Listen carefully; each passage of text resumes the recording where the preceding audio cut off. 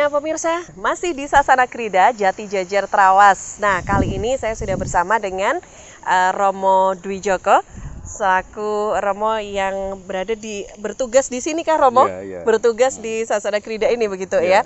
Iya Romo, ini kalau kita melihat tempat sebesar ini, tadi kalau saya juga sempat mengobrol dengan Pak Lukito bahwa tempat ini ternyata memang digunakan untuk pendidikan para pastor begitu ya? Iya. Nah tapi juga dibuka untuk umum. Ini kenapa kok boleh seperti itu, dan seperti apa Romo melihatnya tentang kalau ini tempat yang memang begitu penting begitu ya untuk pendidikan para pastor, tapi diperbolehkan untuk umum juga untuk bisa datang ke tempat ini. Seperti apa, silakan Romo. Ya, terima kasih Mbak Tika ya. Ya sebenarnya dulu Monsinyur Hadiwikarto yang menggagas tempat ini sebenarnya memperuntukkan tempat ini untuk umum. Jadi awalnya dari umum. Siapa saja bisa datang ke sini untuk apa? Untuk mengalami saat-saat keheningan, artinya bisa menikmati suasana alam, lalu mengolah hidupnya, mengolah batinnya, supaya apa? Supaya bisa mengalami kehadiran dan kasih Allah dalam hidup. Sejenak meninggalkan katakanlah dunia ramai, untuk tenang sejenak, untuk melihat jati dirinya sebagai manusia, sebagai ciptaan Allah itu, sehingga hidupnya semakin bermakna, semakin berarti.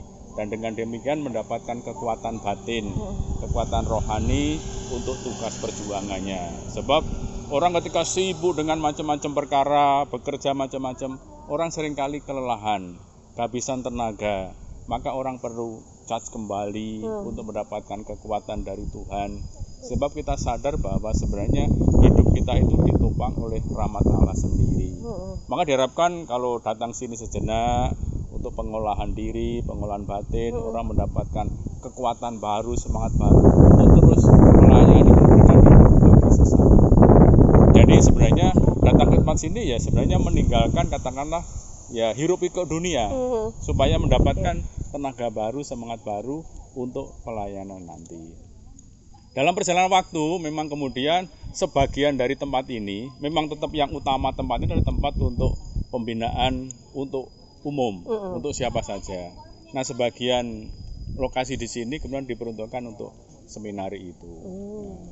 Nah, soal seminari saya kira Romo Jatmiko bisa memberikan penjelasan. Nah, ini ya, bersama kita juga ada Romo Jatmiko ini ya. Romo, silakan Romo boleh dijelaskan tentang seminarinya sendiri yang ada di Jati Jajar ini. Ya, kurang lebih sama. Seminari tempat pembinaan calon pastor ini yang di sini adalah pembinaan awal, di mana para pemuda, anak-anak usia belasan tahun yang mau menjadi imam, menjadi romo, itu ditempa dulu di sini dalam hidup rohani, juga kepribadian. Nah, supaya lebih fokus memang dipilih tempat yang sunyi ini, supaya ya itu bisa fokus, lepas dari hal duniawi, gadget, macam-macam yang sekarang juga anak-anak muda juga akrab ya. Tapi mereka diajak untuk lepas dari semuanya, karena mencari Tuhan itu tidak bisa di gadget.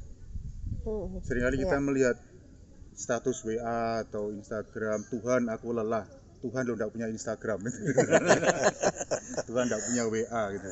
Tapi ada sinyal. Nggak ada. Makanya tadi agak susah sinyal ya di sini. Karena juga para calon romo ini ya tidak pegang HP karena supaya lebih tahu bagaimana mencari Tuhan. Lewat doa, lewat hidup rohani yang baik, dan itu dilatih di tempat yang sunyi ini. Dan sangat beruntung kami satu komplek dengan tempat pembinaan yang umum ini. Kadang-kala kami berjumpa dengan orang-orang dari berbeda agama, sehingga mereka setidaknya terbiasa untuk itu. Awal-awal lah, paling tidak melihat, oh ada yang berbeda dari saya, lalu harus bagaimana? Belajar berdialog, belajar berjumpa, menyapa, itu awal saja.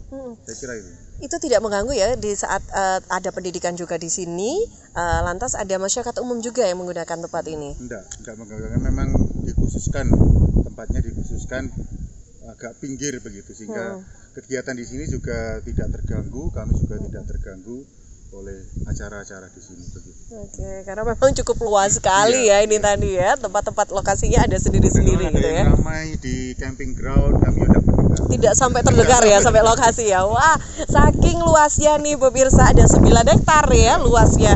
Baik, terima kasih Romo. Terima kasih. Nah, tapi pemirsa, ini saya juga sudah bersama dengan Sekretaris FKUB Sidoarjo, Bapak Muhammad Idam Kholik, Gus Idam.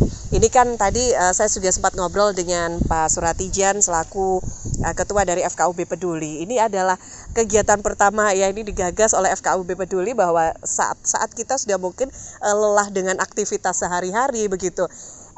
Jalan-jalan ke tempat yang hijau begini dengan pemandangan yang luar biasa dan cuaca yang sejuk begini ini sebetulnya sangat dibutuhkan. Nah, selaku FKUB ya, Forum Kerukunan Umat Beragama sendiri melihat bahwa ini adalah tempat sebetulnya adalah tempat yang juga menjadi bagian dari pendidikan para pastor. Nah, menanggapi hal ini seperti apa, Pak Idam atau Gus Idam? Saya secara pribadi mewakili FKUB juga, ya bersyukur bisa silaturahmi ke seminari di Jati Jejer ini. Bagi FKUB sebenarnya sangat penting untuk mengenali bagaimana umat beragama itu belajar tentang keagamaan itu. Jadi sebenarnya tujuannya sih bukan mencari tempat sing dingin-dingin ini ya. Tapi memang sebagian besar itu tempat-tempat orang menimba ilmu keagamaan itu memang agak menjauh dari keramaian masyarakat dan sebagainya. Pondok pesantren, seminari, tempat-tempat sekolah agama Hindu itu juga biasanya juga agak menjauh. Karena agar orang yang sedang belajar itu memang bisa fokus tidak ya. terpengaruh banyak keramaian. Tapi hal penting sebenarnya tidak boleh terlepas belajar itu dari konteks masyarakat. Jadi setiap siswa kalau di Islam misalkan disebut santri, calon pastor, belajar, tapi juga tidak boleh lepas belajar dalam bermasyarakatnya, karena ilmu pengetahuan keagamaan pada akhirnya kan harus diterjemahkan, dipraktekkan, ya, dijalankan dalam kehidupan sehari-hari, dan kehidupan sehari-hari itu berarti kan tidak terpisah dari masyarakatnya. Jadi tapi bagi kami yang ingin mengetahui bagaimana orang Katolik belajar mempersiapkan pendidikan bagi pastornya, sebenarnya bagaimana itu agar juga umat beragama lain misalkan yang bukan Katolik ini mengerti bagaimana orang Katolik belajar memperdalam keagamaan gitu. Nanti juga pada kesempatan lain kita ke pesantren, bagaimana sebenarnya santri-santri dipersiapkan untuk menjadi ulama-ulama, itu juga penting nanti.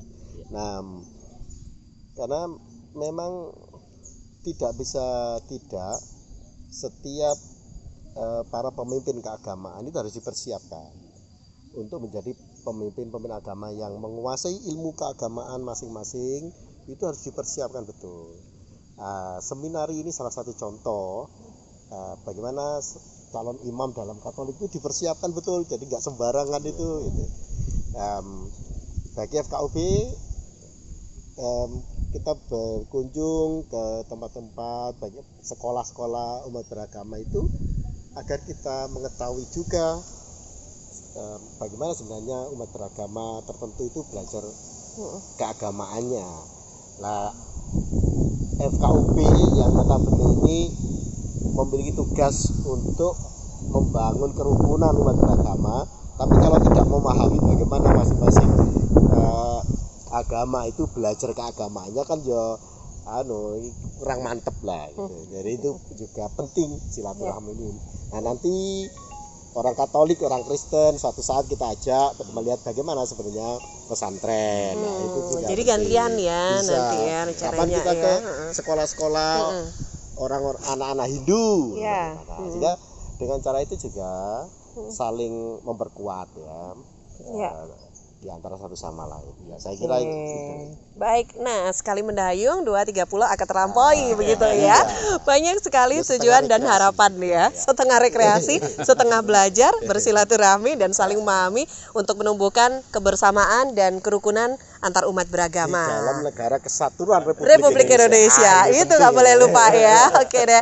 Baik, nah Romo, ini tadi kita sama teman-teman juga semuanya yang hadir ini juga ingin jalan-jalan untuk melihat-lihat tempat yang ada di Jati Jajar, Sasana Krida Jati Jajar. Boleh diantar ya. Yuk pemirsa, ikuti jalan-jalan kita ya. Halo. FKUB peduli. Oke.